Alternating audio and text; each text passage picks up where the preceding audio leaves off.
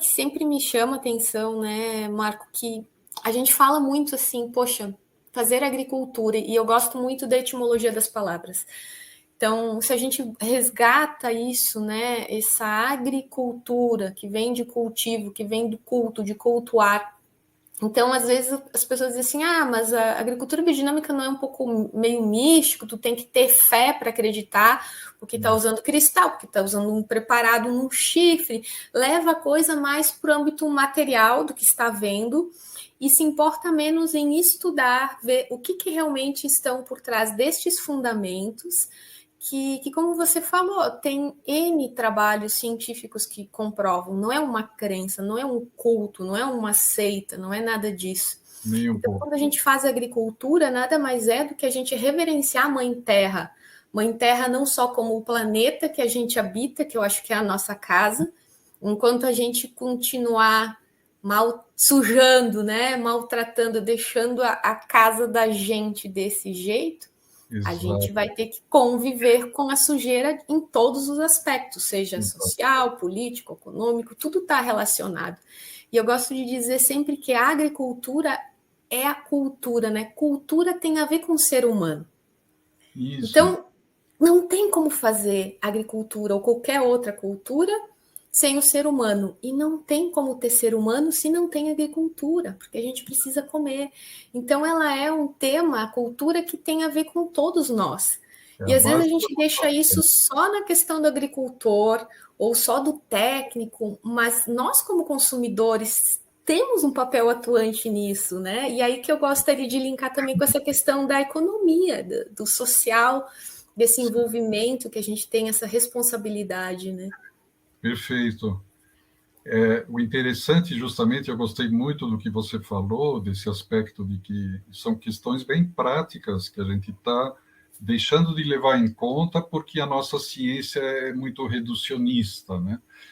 E justamente, então, a gente até poderia dizer que a antroposofia é uma ciência que procura partir não de pressupostos, ela procura realmente, e tanto que o Steiner, que é o fundador da antroposofia, eu já vou falar da economia, mas assim, que o Steiner, que é fundador da antroposofia, ele ficou a primeira até os 40 anos, ele foi um acadêmico e até bastante respeitado, e a hora que ele começou a falar lá na Sociedade Teosófica sobre questão espiritual, alguns colegas ele falam, ih, que pena, agora o Steiner virou ocultista e tal. E, na verdade, o que ele estava fazendo é que ele estava aplicando esse método de exatidão da ciência, que a ciência quer ser verdadeira, ela quer tratar de coisas que a gente tenha consciência, não é? Ciência tem isso. E ele justamente estava criando uma base científica mesmo, né? O que não é muito aceito por pessoas, porque as pessoas só consideram científico que dá para pôr na balança e contar e tal, mas assim, ele criou, através de várias publicações e até no doutoramento dele, uma base para uma ciência que daí ele desenvolveu como ciência espiritual ou antroposofia, que ele chamou de antroposofia. E bem mais tarde, depois em 24, ele desenvolve a biodinâmica.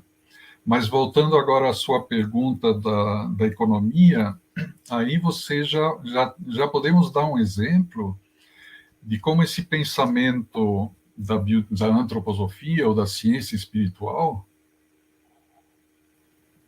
porque no fundo é isso que eu estou querendo ressaltar hoje, que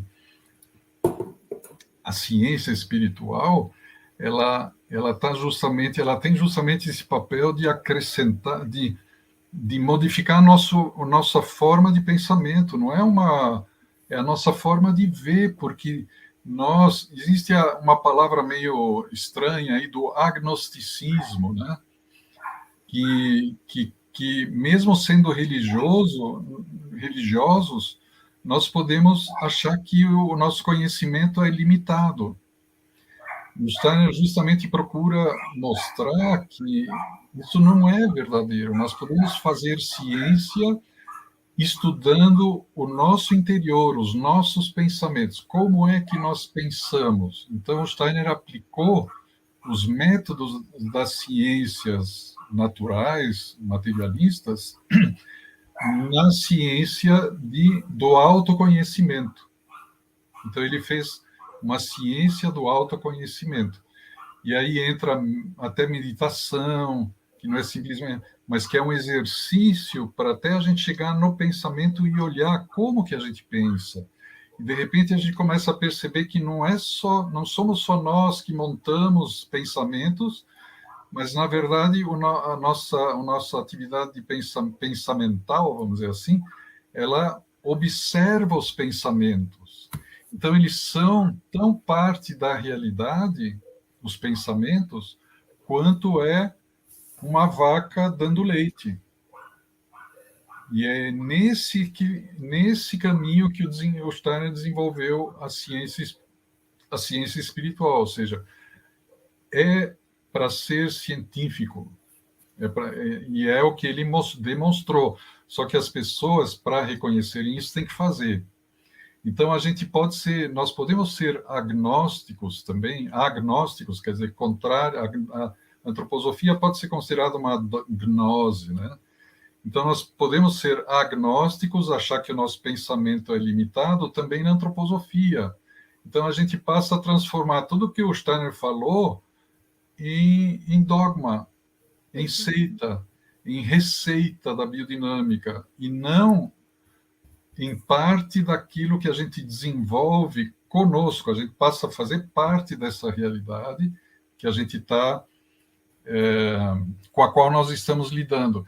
E a biodinâmica pressupõe isso, porque em cada situação não tem esse negócio de modelo, né? Você que fez o curso sabe. Não tem modelo, você tem que, em cada situação, você tem uma outra coisa para fazer, porque é vida, a gente está tratando com a vida. Então, nós temos que fazer um pouco de ginástica mental, né?